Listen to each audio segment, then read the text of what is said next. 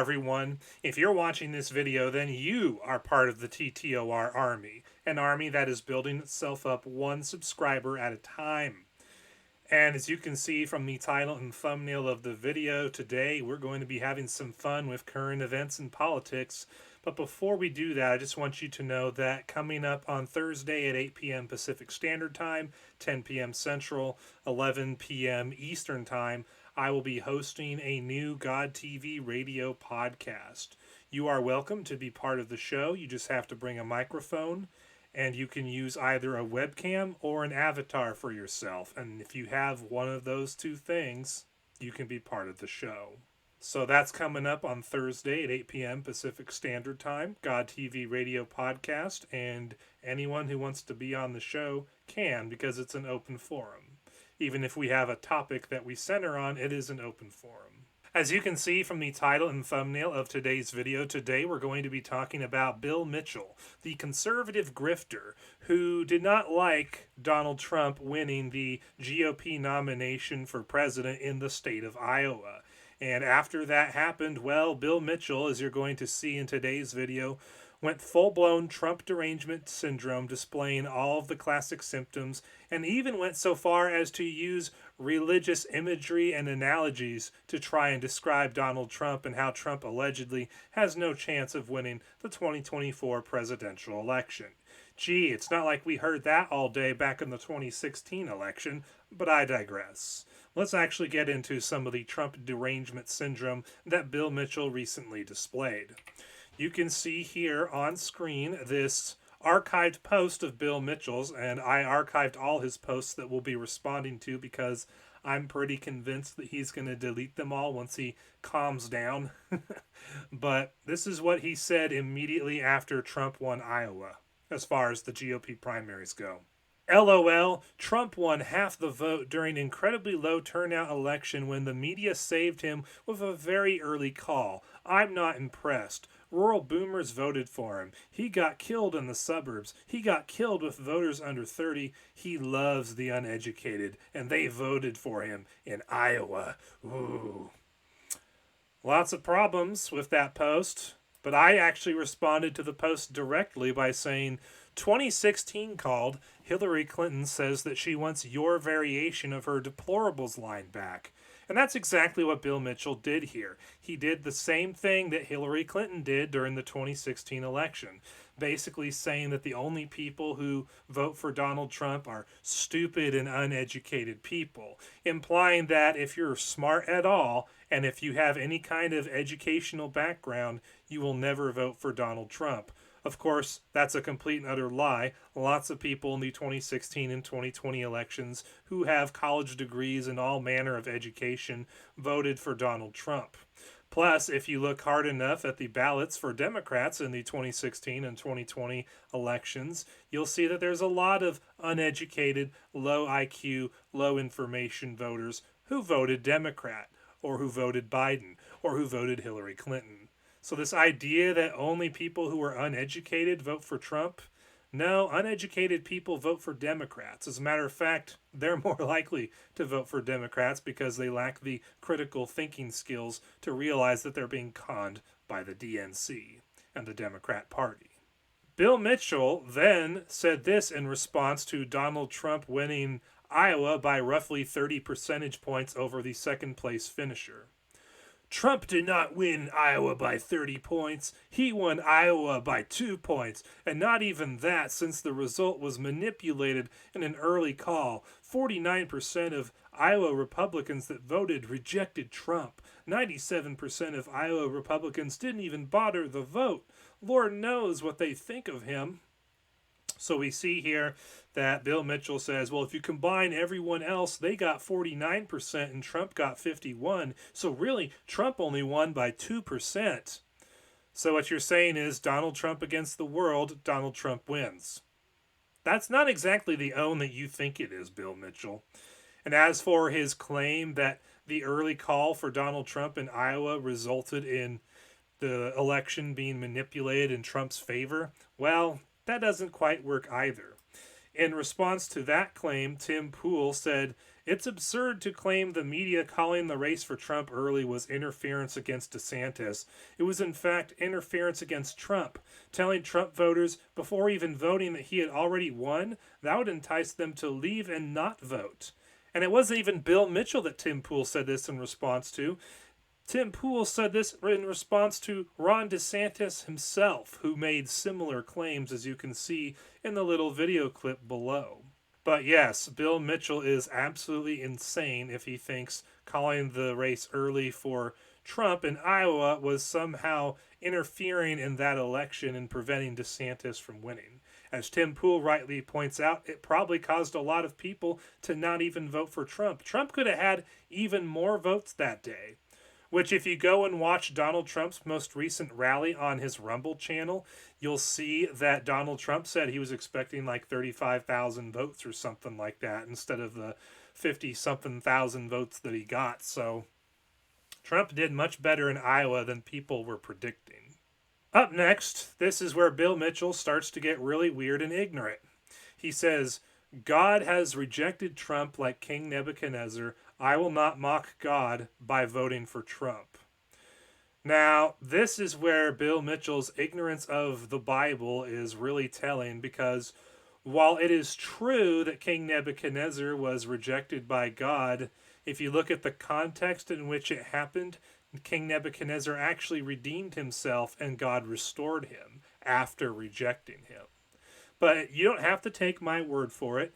This whole story that I'm referring to takes place in Daniel chapter 4, and since the story is not terribly long, I'm going to go ahead and just read it for you. So this is how the story goes. King Nebuchadnezzar, to the nations and peoples of every language who live in all the earth, may you prosper greatly. It is my pleasure to tell you about the miraculous signs and wonders that the Most High God has performed for me.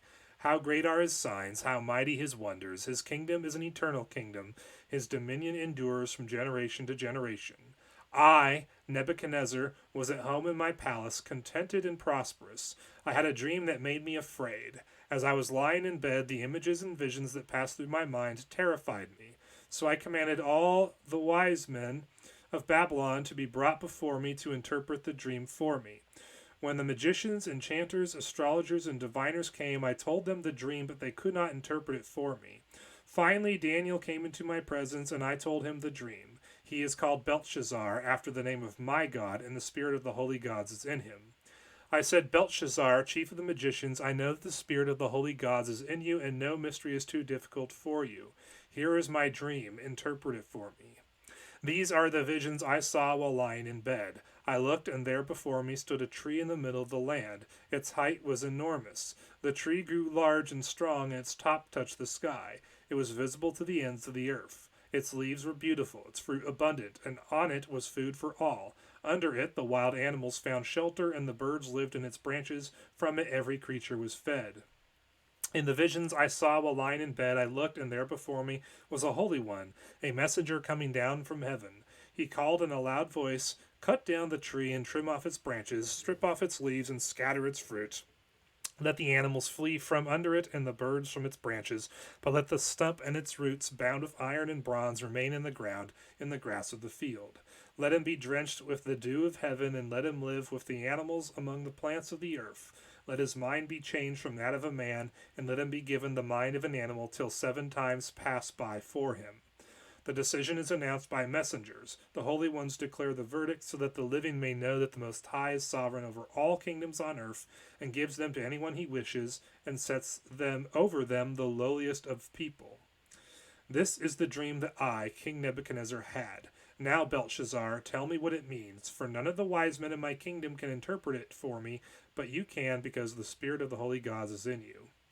Then Daniel, also called Belshazzar, was greatly perplexed for a time, and his thoughts terrified him. So the king said, "Belshazzar, do not let the dream or its meaning alarm you."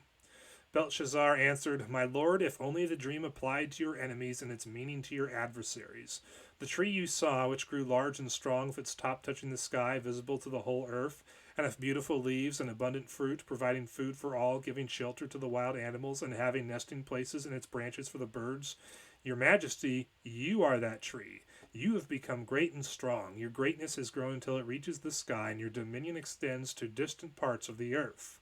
Your Majesty saw a holy one, a messenger, coming down from heaven, saying, Cut down the tree and destroy it, but leave the stump, bound with iron and bronze, in the grass of the field, while its roots remain in the ground. Let him be drenched with the dew of heaven. Let him live with the wild animals until 7 times pass by for him. This is the interpretation, Your Majesty, and this is the decree the Most High has issued against my lord the king. You will be driven away from people, and will live with the wild animals. You will eat grass like the ox, and be drenched with the dew of heaven. 7 times will pass by for you until you acknowledge that the Most High is sovereign over all kingdoms on earth and gives them to anyone he wishes. The command to leave the stump of the tree of its roots means that your kingdom will be restored to you when you acknowledge that heaven rules. Therefore, Your Majesty, be pleased to accept my advice. Renounce your sins by doing what is right, and your wickedness by being kind to the oppressed. It may be then that your prosperity will continue. All this happened to King Nebuchadnezzar. 12 months later, as the king was walking on the roof of the royal palace of Babylon, he said, Is not this the great Babylon I have built as the royal residence by my mighty power and for the glory of my majesty? Even as the words were on his lips, a voice came from heaven. This is what is decreed for you, King Nebuchadnezzar. Your royal authority has been taken from you. You will be driven away from people and will live with the wild animals. You will eat grass like the ox. 7 times will pass by for you until you acknowledge that the Most High is sovereign over all kingdoms on earth and gives them to anyone he wishes. Immediately what had been said about Nebuchadnezzar was fulfilled. He was driven away from people and ate grass like the ox. His body was drenched with the dew of heaven until his hair grew like the feathers of an eagle and his nails like the claws of a bird. By the end of that time, I, Nebuchadnezzar, raised my eyes toward heaven, and my sanity was restored. Then I praised the Most High. I honored and glorified him who lives forever. His dominion is an eternal dominion. His kingdom endures from generation to generation. All the peoples of the earth are regarded as nothing. He does as he pleases with the powers of heaven and the peoples of the earth. No one can hold back his hand or say to him, What you have done. At the same time that my sanity was restored, my honor and splendor were returned to me for the glory of my kingdom. My advisors and nobles sought me out, and I was restored to my throne and became even greater than before. Now I, Nebuchadnezzar, praise and exalt and glorify the King of heaven, because everything he does is right, and all his ways are just, and those who walk in pride he is able to humble. So old Bill Mitchell here compares Donald Trump to King Nebuchadnezzar and claims that Donald Trump has been rejected by God. But as we saw in the book of Daniel, which was the chapter that Bill Mitchell was no doubt referring to, King Nebuchadnezzar was rejected by God for a time, but then restored back to his glory and was even greater than he was before. So if we're going to follow the King Nebuchadnezzar analogy to completion, then what we have to conclude, Bill Mitchell, is that if God put Trump in office from 2016 to 2020 and then rejected him by having him lose the presidential election of 2020 through cheating, then what we have to conclude, if the analogy holds true, is that Trump is going to win 2024 and have an even greater presidency than he did the first time. So your comparison of Donald Trump to King Nebuchadnezzar doesn't work. Then Bill Mitchell gets even stranger. He said in the aftermath of the Iowa vote, 51% of evangelicals in Iowa voted for the Antichrist. Strange times.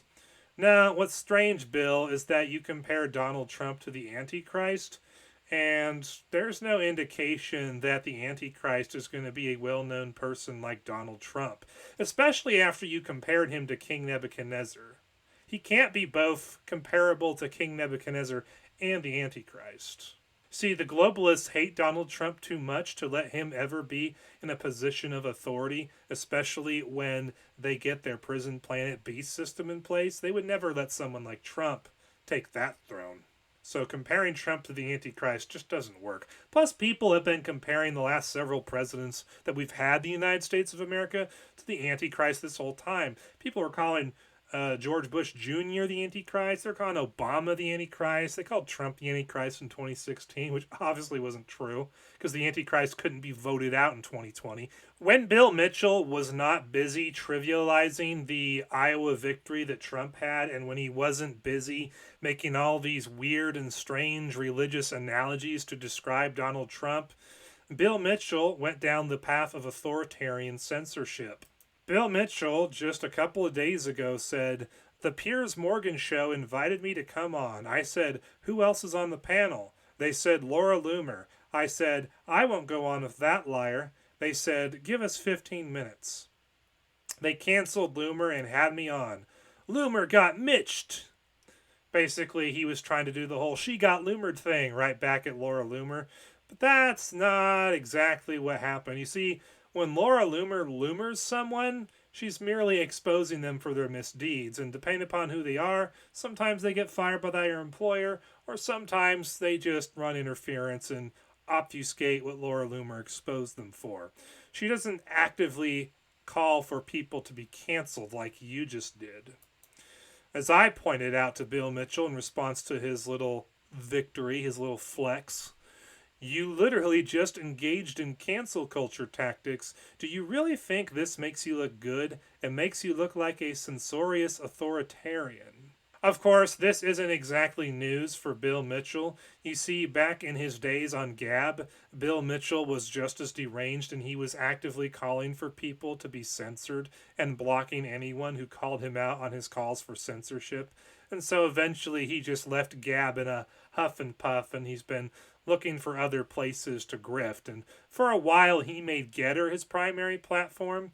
But then, once Elon Musk took over Twitter and he made it more free speech than it was before, even though it's not a true free speech platform at this point, Bill Mitchell has gone full grifter mode, fully invest on X, and basically X has gone back to being his new home, just like it used to be back in the day. So that's it in a nutshell, ladies and gentlemen. Bill Mitchell has gone full on Trump derangement syndrome by trying to minimize the results of the Iowa election that Donald Trump won in the GOP primaries, and making all these weird, incorrect religious analogies to Donald Trump, comparing him to the Antichrist, comparing him to King Nebuchadnezzar, and then, of course, calling for the censorship of Trump supporters like Laura Loomer.